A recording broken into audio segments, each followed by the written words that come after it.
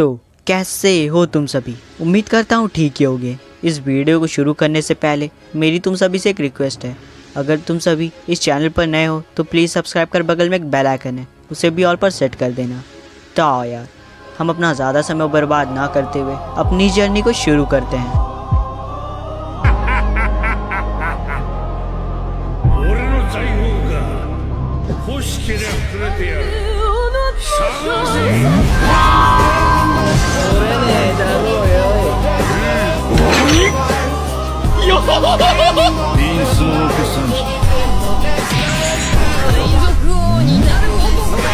तो इस एपिसोड की शुरुआत में हमें दिखाया जाता है कि मौर्य ने 1000 शैडोज़ को एब्जॉर्ब कर लिया है, जिसके कारण वह और भी ज़्यादा ताकतवर हो चुका है।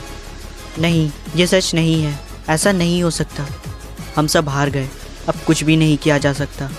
ये तो सुबह होने से भी काफ़ी ज़्यादा खतरनाक है। हमारे पास समय नहीं है, हमें यहाँ से निकलना होगा। जब स्ट्रॉ हैट ने 100 शैडोज़ को एब्जॉर्ब किया था तब वो काफ़ी ज़्यादा ताकतवर हो गया था, पर अब मौर्य ने तो उससे भी 10 गुना ज़्यादा शैडोज़ को एब्जॉर्ब कर लिया है। वो तो कितना ज़्यादा ताकतवर होगा, मुझे सोचकर ही डर लग रहा है।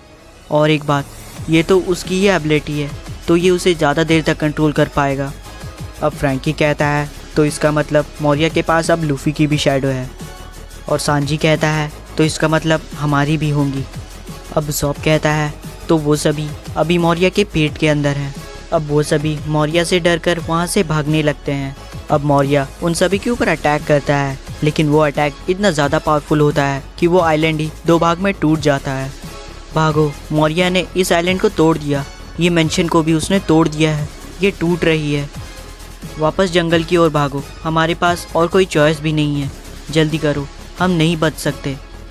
तभी सूरज उगने लगता है और उसकी रोशनी एक बंदे के ऊपर पड़ती है। उसका शरीर जलने लगता है। वह कहता है, रुको, मैं गायब नहीं होना चाहता, मैं नहीं चाहता कि मैं मर जाऊं, प्लीज़ मुझे कोई बचाओ। गधे, सूरज निकल रहा है, उसकी रोशनी से तुम खत्म हो जाओगे। आखिर तुम ये कर क्या रहे हो? जल्दी करो, जंगल की ओर भागो या फिर इस मेंशन के पीछे छिप जाओ। तभी हमें रिस्की ब्रदर्स को दिखाया जाता है। वह अपनी कैप्टन से कहते हैं, कैप्टन लोला, आखिर आप वहाँ पर कर क्या रही हो? जल्दी हमारे साथ आओ। तभी कैप्टन लोला कहती है, माफ़ करना, लेकिन मैं चाहती हूँ कि तुम अपनी जान बचाओ और यहाँ से भागो। तभी रिस्की ब्रदर्स में से एक कहता है, आखिर आप ये क्या रही हो? आपको चोट लग सकती है। तभी कैप्टन लोला कहती है, इसके लिए मैं खुद जिम्मेदार हूँ, और ज़रा उन्हें देखो, वो बिल्कुल भी परेशान नहीं है। उन्होंने अपनी शैडो तक खो दी। विश्वास नहीं होता, क्या वो अब भी लड़ना चाहते हैं? लेकिन मौर्य तो अब और भी ज़्यादा ताकतवर हो चुका है। तुमने देखा ना, उसने एक ही पंच में आइलैंड को कैसे तोड़ दिया। अब कैप्टन लोला कहती है, जब तक वो लड़ेंगे तब तक मैं यहीं रहूँगी।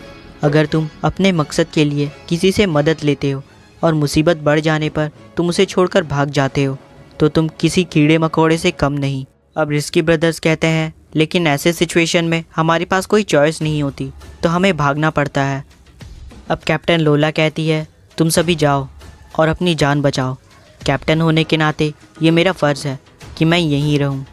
तभी रोशनी के कारण कैप्टन लोला जलने लगती है, पर वो खुद को संभाल लेती है। वह कहती है, तुम किसी को अपना मकसद बताते हो, वो इसलिए क्योंकि तुम उस पर भरोसा करते हो।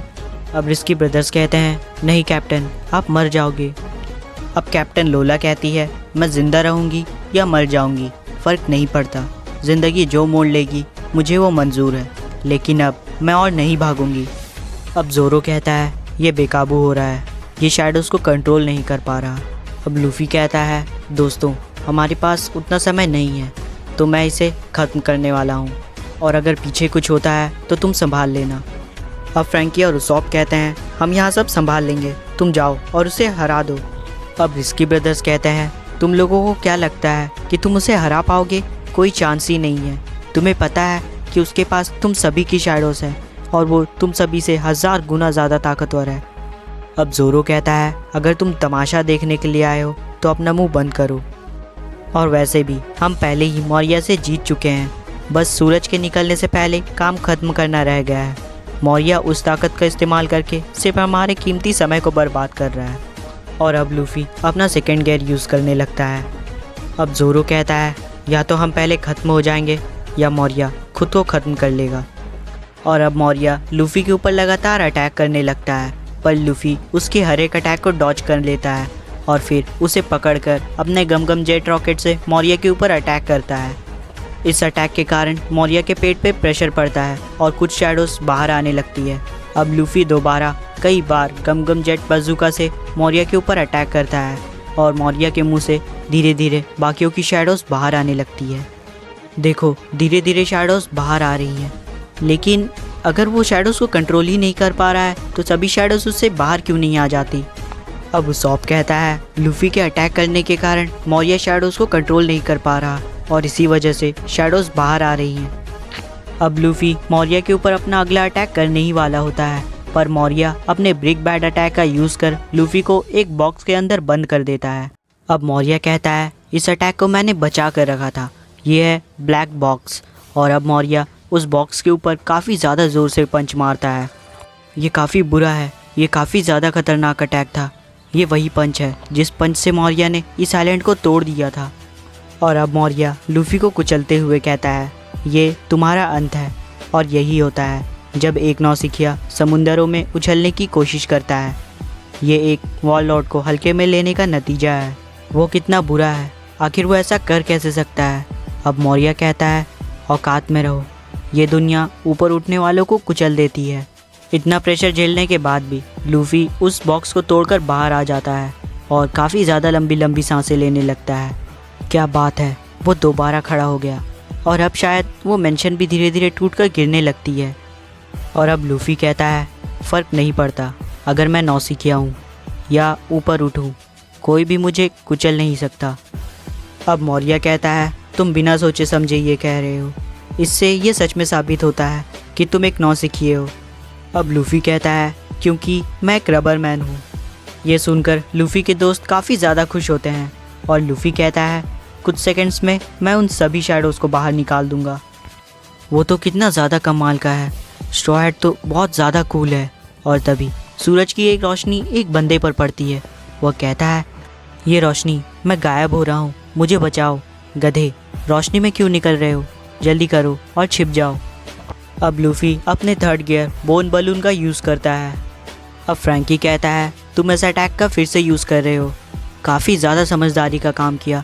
उसॉप कहता है ये गलत है, अगर वो इस अटैक का दोबारा यूज़ करेगा तो उसकी हालत पहले जैसी हो जाएगी।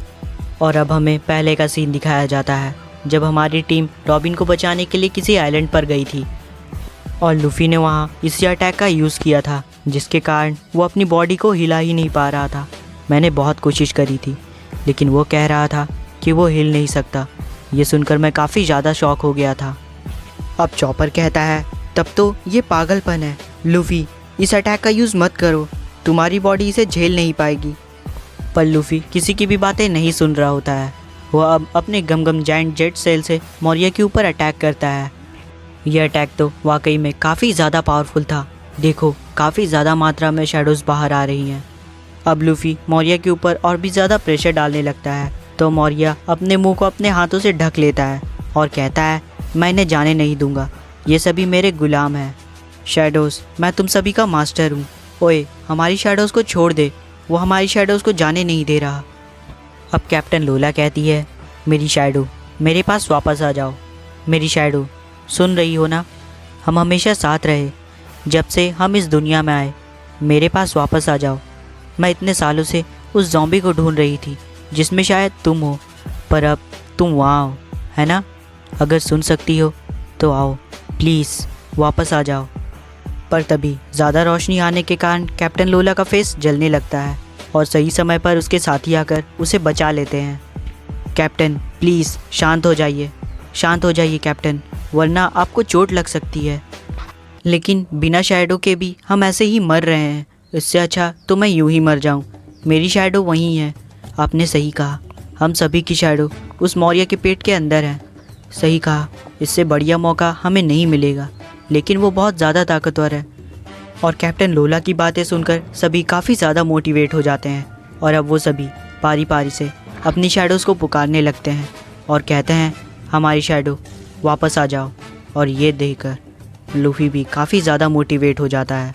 वह कहता है मैं भी अपनी शैडो से कुछ कहना चाहता हूँ। मेरी शैडो, अगर तुम्हें भी किंग ऑफ द पायरेट्स बनना है तो चुपचाप आकर मुझसे चिपक जाओ। और ये कहकर लूफी मौर्य के ऊपर अपना आखिरी अटैक करता है और उस अटैक के कारण मौर्य जाकर मेंशन से टकरा जाता है और वो मेंशन टूटकर मौर्य के ऊपर गिर जाती है। अब मौर्य कहता है, स्ट्रॉ हेड, बेड़ा गर्क हो तुम्हारा, जाओ बेटा न्यू वर्ल्ड में जाओ, असली मुश्किलें वहाँ उस नई दुनिया में तुम्हारा इंतज़ार कर रही हैं। और अब मौर्य ने जितनी भी शैडोज़ को एब्जॉर्ब किया था वो सभी अब एक ही बार में बाहर आ जाते हैं। हम जीत गए, हमारी शैडोज़ वापस आ रही हैं और वो भी सही समय पर तभी वो मेंशन बीच में से टूट जाती है और वहाँ से काफ़ी ज़्यादा रोशनी आने लगती है। उस रोशनी के पड़ने पर उसॉप कुछ नोटिस करता है और वो जब मुड़कर देखता है तो उसे पता चलता है कि रॉबिन, सांजी, कैप्टन लोला, रिस्की ब्रदर्स, लूफी और ज़ोरो, इन सभी की बॉडी रोशनी के कारण गायब हो रही है और इसी कारण सभी काफ़ी ज़्यादा परेशान होते हैं। तो इसी के साथ ये एपिसोड यहीं पे ख़त्म होती है। अगर पसंद आया हो तो लाइक कर प्यार से कमेंट कर देना। हम मिलते हैं एक नई वीडियो में, तब तक के लिए tata, goodbye, take care.